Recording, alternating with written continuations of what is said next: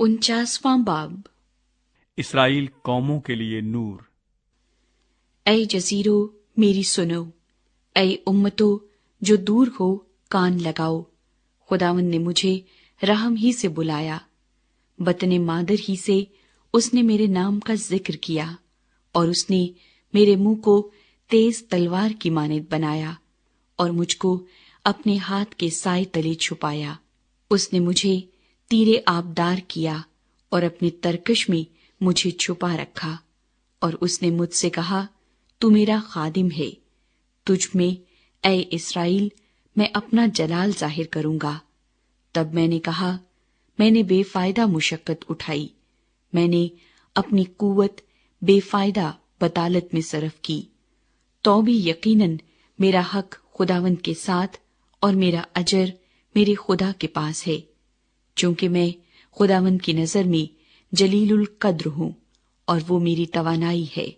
इसलिए वो जिसने मुझे रहम ही से बनाया ताकि उसका खादिम होकर याकूब को उसके पास वापस लाऊं और इसराइल को उसके पास जमा करूं, यूं फरमाता है। हाँ, खुदावंद फरमाता है कि ये तो हल्की सी बात है कि तू याकूब के कबाइल को बर्पा करने और महफूज इसराइलियों को वापस लाने के लिए मेरा खादिम हो, बल्कि मैं तुझको कौमों के लिए नूर बनाऊंगा कि तुझसे मेरी नजात जमीन के किनारों तक पहुंचे। खुदावंद इसराइल का फिदिया देने वाला और उसका कुद्दूस, उसको जिसे इंसान हकीर जानता है और जिससे कौम को नफरत है और जो हाकिमों का चाकर है, यूं फरमाता है कि बादशाह देखेंगे और उठ खड़े होंगे और उमरा सिजदा करेंगे खुदावंद के लिए जो सादिकुल कौल और इसराइल का कुद्दूस है, जिसने तुझे बरगुजीदा किया है। यरूशलेम की बहाली। खुदावंद यूं फरमाता है कि मैंने कबूलियत के वक्त तेरी सुनी और नजात के दिन तेरी मदद की, और मैं तेरी हिफाजत करूंगा और लोगों के लिए तुझे एक अहद ठहराऊंगा, ताकि मुल्क को बहाल करे और वीरान मिरास वारिसों को दे, ताकि तू कैदियों को कहे कि निकल चलो, और उनको जो अंधेरे में हैं कि अपने आप को दिखलाओ। वो रास्तों में चरेंगे और सब नंगे टीले उनकी चरागाहें होंगे। वो ना भूखे होंगे ना प्यासे, और ना गर्मी और धूप से उनको जरर पहुंचेगा, क्योंकि वो जिसकी रहमत उन पर है उनका रहनुमा होगा और पानी के सोतों की तरफ उनकी राहबरी करेगा। और मैं अपने सारे कोहिस्तान को एक रास्ता बना दूंगा और मेरी शाहराएं ऊंची की जाएंगी। देख, ये दूर से और ये शिमाल और मगरिब से और ये सीनीम के मुल्क से आएंगे। आए आसमानों गाओ, आए जमीन शादमान हो, आए पहाड़ों नगमा परदाजी करो, क्योंकि खुदावंद ने अपने लोगों को तसल्ली बख्शी है और अपने रंजूरों पर रहम फरमाएगा। लेकिन सय्यून कहती है, यहोवा ने मुझे तर्क किया है और खुदावंद मुझे भूल गया है।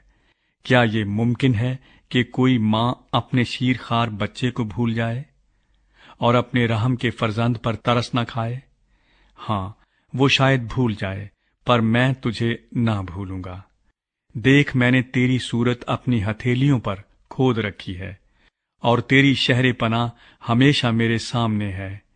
तेरे फर्जंद जल्दी करते हैं, और वो जो तुझे बर्बाद करने और उजाड़ने वाले थे तुझसे निकल जाएंगे। अपनी आंखें उठाकर चारों तरफ नजर कर, ये सब के सब मिलकर इकट्ठे होते हैं और तेरे पास आते हैं।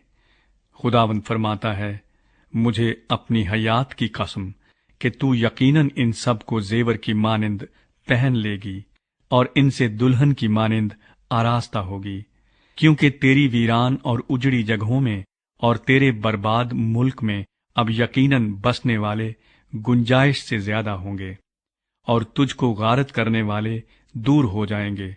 बल्कि तेरे वो बेटे जो तुझसे ले लिए गए थे तेरे कानों में फिर कहेंगे कि बसने की जगह बहुत तंग है, हमको बसने की जगह दे। तब तू अपने दिल में कहेगी, کون میرے لیے ان کا باپ ہوا کہ میں تو لا ولد ہو گئی اور اکیلی تھی، میں تو جلا وطنی اور آوارگی میں رہی، سو کس نے ان کو پالا؟ دیکھ میں تو اکیلی رہ گئی تھی، پھر یہ کہاں تھے؟ خداوند خدا یوں فرماتا ہے کہ دیکھ میں قوموں پر ہاتھ اٹھاؤں گا اور امتوں پر اپنا جھنڈا کھڑا کروں گا، اور وہ تیرے بیٹوں کو اپنی گود میں لیے آئیں گے اور تیری بیٹیوں کو اپنے کندھوں پر بٹھا کر پہنچائیں گے، اور بادشاہ تیرے مربی ہوں گے اور ان کی بیویاں تیری دایا ہوں گی۔ وہ تیرے سامنے منہ کے بل زمین پر گریں گے اور تیرے پاؤں کی خاک چاٹیں گے، اور تو جانے گی کہ میں ہی خداوند ہوں، جس کے منتظر شرمندہ نہ ہوں گے۔ کیا زبردست سے شکار چھین لیا جائے گا، اور کیا راست باز کے قیدی چھڑا لیے جائیں گے؟ خداوند یوں فرماتا ہے کہ زور آور کے اسیر بھی لے لیے جائیں گے، اور مہیب کا شکار چھڑا لیا جائے گا، کیونکہ میں اس سے جو تیرے ساتھ جھگڑتا ہے جھگڑا کروں گا اور تیرے فرزندوں کو بچا لوں گا، اور میں تم پر ظلم کرنے والوں کو انہی کا گوشت کھلاؤں گا، اور وہ میٹھی مے کی مانند اپنا ہی لہو پی کر بدمست ہو جائیں گے، اور ہر فرد بشر جانے گا کہ میں خداوند تیرا نجات دینے والا اور یعقوب کا قادر تیرا فدیہ دینے والا ہوں۔